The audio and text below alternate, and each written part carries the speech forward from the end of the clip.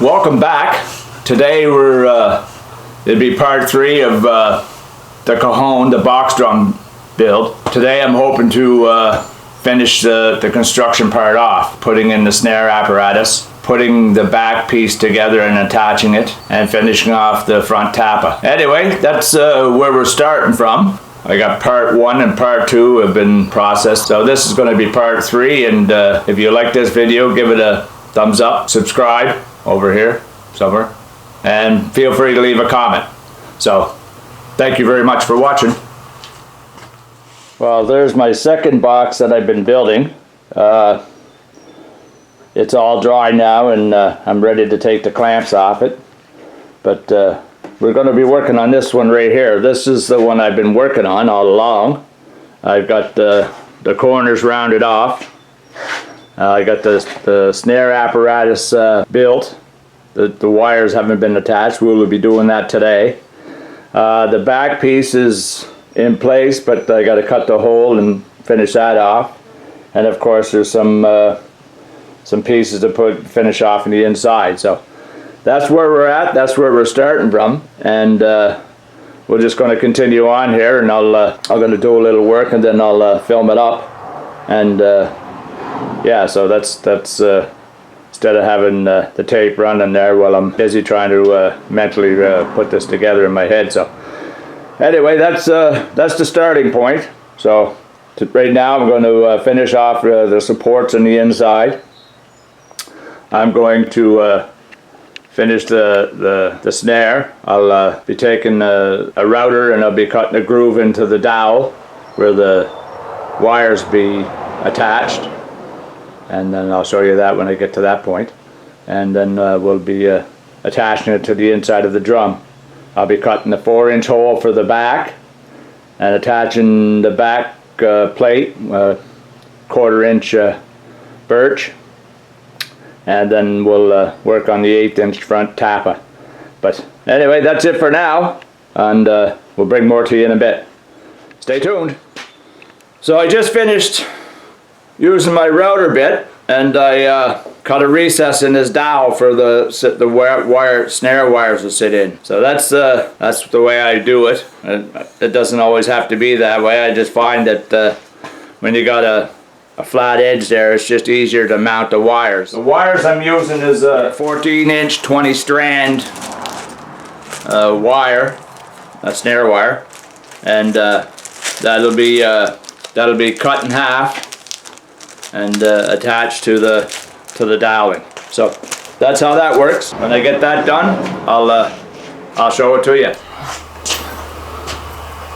Well, I cut my snare wires, and they're about 6 inches long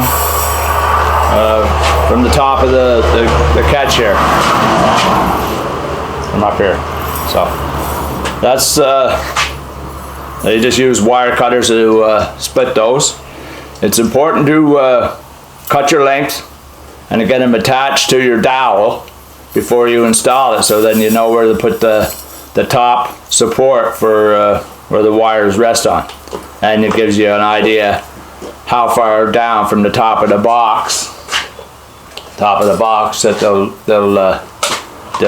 they'll fit. That's that, and that's the way they go, and they'll attach to the doweling with 4 screws, 2 in each one, and then we'll center the mechanism inside the box, and we'll get that marked there where it's going to be, and then we'll start finishing off with the rest of the braces and the support thing for the wires to rest on so they're not rattling inside the box. Then we'll work on the back. Right now we're going to attach the wires to the doweling, and I'll show you how that looks when I get that done, and then we'll proceed to get it installed inside the box. Anyway, that's all I got right now. I'll film more as after I get these attached, and then we get ready to attach them inside the box.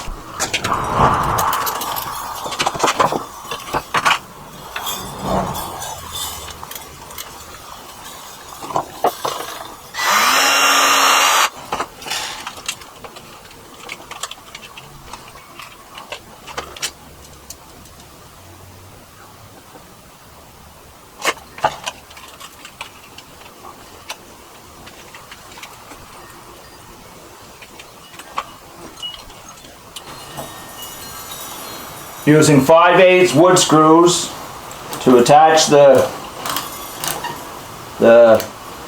snare wire to the dowel.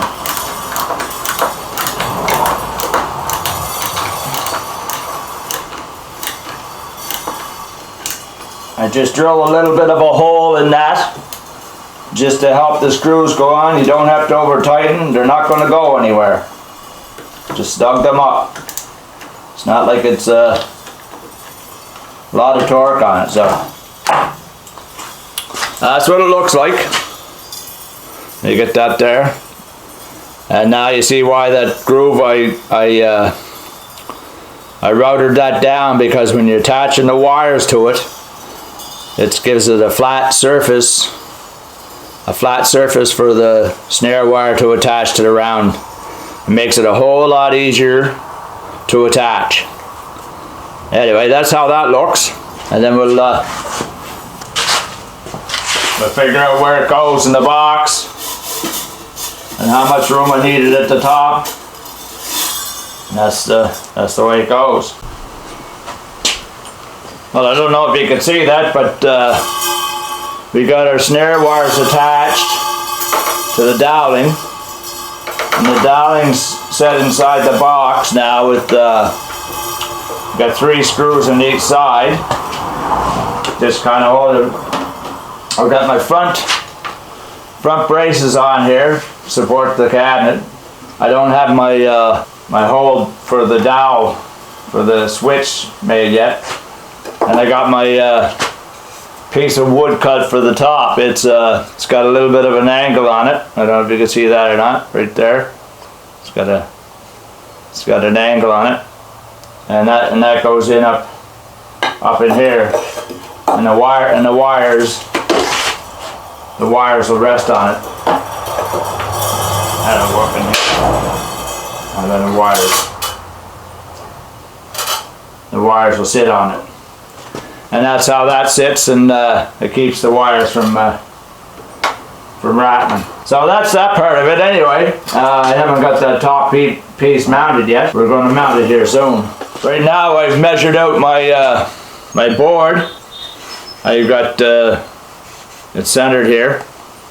I'm going to drill a 4-inch hole using 4-inch hole.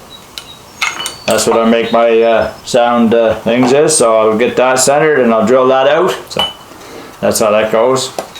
And I'll drill that out.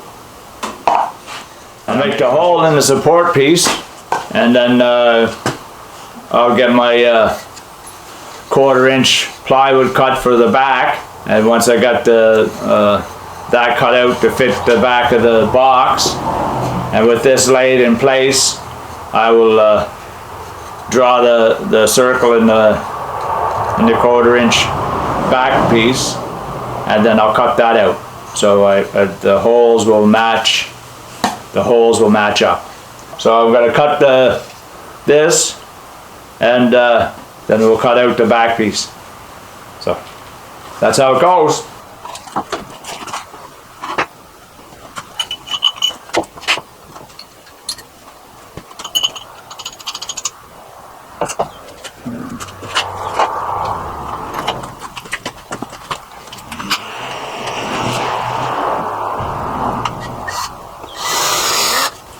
Pilot hole.